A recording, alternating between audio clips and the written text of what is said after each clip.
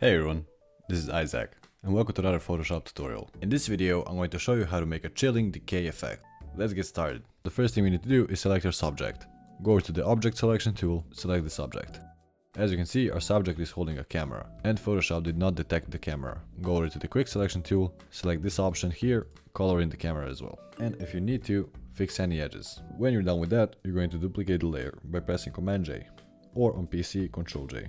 We're going to hide the layer beneath, and I'm going to duplicate the layer with the subject. I'm going to make the top layer invisible, select the bottom layer, go to Filter, and Liquify. And now I'm going to drag the edges of our subject across the whole picture. Once we're done with that, press OK. We're going to make our first layer visible again.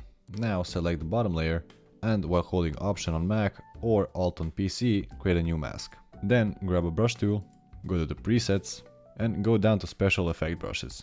Grab Kyle's spatter brushes, you can make the size a bit bigger, or rotate the brush if you need to. Then you can start drawing on the mask. Make sure your brush is selected to the white color, and start painting on your layer.